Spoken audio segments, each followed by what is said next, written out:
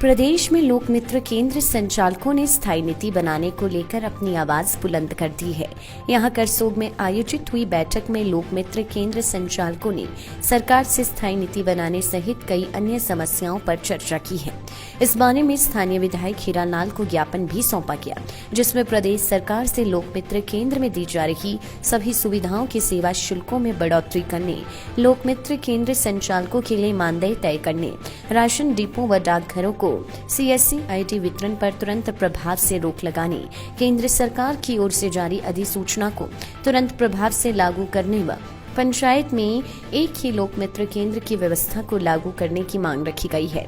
लोक मित्र केंद्र संचालकों का कहना है कि लोगों को घर द्वार पर सरकारी व गैर सरकारी सुविधाएं देने के लिए सरकार ने 2008 में हर पंचायत में लोक मित्र केंद्रों की स्थापना की थी, जिसके तहत लोक मित्र केंद्र संचालक 13 सालों से एक ही छत के नीचे लोगों को बेहतर सुविधाएं उपलब्ध करवा रही हैं। लेकिन हैरानी की बात है कि लोक मित्र केंद्र संचालक 2008 में तय की गई दरों पर ही कार्य कर रही हैं, जबकि इस दौरान महंगाई 3 से 4 गुना बढ़ी है। इसलिए दरें न बढ़ाए जाने से लोक मित्र केंद्र संचालकों पर आर्थिक बोझ पड़ रहा है।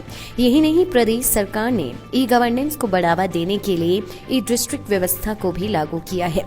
इसके माध्यम से तहसील में या अन्य सरकारी कार्यालयों में प्रमाण पत्रों को बनाने की जिम्मेदारी भी लोक मित्र संचालकों को सौंपी गई है।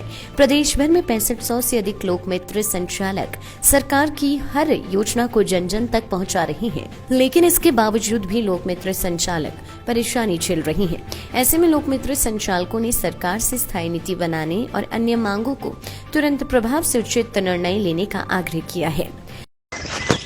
आज जो है हिमाचल प्रदेश लोक मित्र केंद्र महासंघ इकाई करसोग की तरफ से जो है कार्यकारिणी के लोगों ने हमारे स्थानीय विधायक, जो हमारे माननीय विधायक जी हैं हीरालाल जी, इनके माध्यम से एक ज्ञापन सौंपा और उस ज्ञापन में जो अपनी डिमांडों को लेकर हमने बात रखी, जिसमें जो मानदेयों के लेकर है हिमाचल प्रदेश में जो है सभी लोक मित्र केंद्र संचालकों को जो है मानदेय मिलना जरूरी है और रेट रिवाइज होने चाहिए। जो भी वो सेवाएं देते हैं उसका सेवा शुल्क जो है बढ़ना चाहिए और उसके बाद उनके लिए एक स्थायी नीति जो होनी बहुत ज़रूरी है। तो मैं चाहूँगा कि सरकार हमारी बात सुने और हमारे लिए जो मानदेय है उसको भी जारी करे और उसके बाद जो है रेट है जो बहुत कम है, जो 2008 के रेट हैं वो भी जो है उसमें बढ़ोतरी की जाए। यही हमारी सरकार से मुख्य मांग है। धन्यवाद। लोक मित्र केंद्र संघ करसोग का डेपुटेशन आज रमेश शर्मा, जो प्रदेश के सम्मानीय अध्यक्ष है, उनकी अध्यक्षता में यहाँ पर हमारे से मिला और इन्होंने अपनी बातें रखी।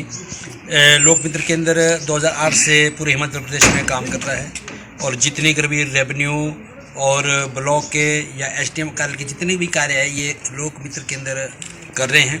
तो इनकी जो डिमांड है, 2-3 बातें उन्होंने रखी है। नंबर 1 तो जो 2008 से जो हमारे जो सेवा सुविधाएँ जो हो रही है उनमें जो है रेवेन्यू की बढ़ोतरी होनी चाहिए और दूसरा जो उनका जो है बिल्कुल मानदेय तय होना चाहिए।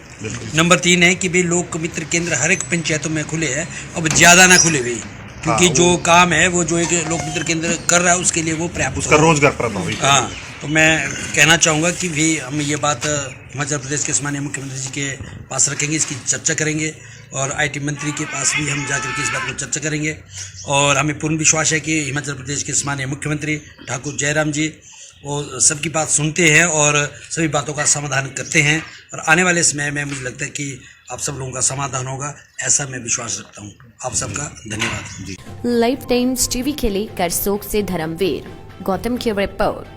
आपके विधायक ने पिछले 4 साल में क्या कुछ किया, क्या मुकम्मल हुआ और किसे किया दरकिनार, जनता से कितना रहा सरोकार और क्या रही विकास की रफ्तार। लाइफ टाइम्स टीवी दिखा रहा है हर एक विधायक का रिपोर्ट कार्ड। खास वीडियो सीरीज में देखिए आपके विधानसभा इलाके में विकास के दावे और उन पर विपक्षियों का पलटवार, साथ ही इलाके के निष्पक्ष लोगों की निष्पक्ष राय भी हर हफ्ते केवल लाइफ टाइम्स टीवी पर।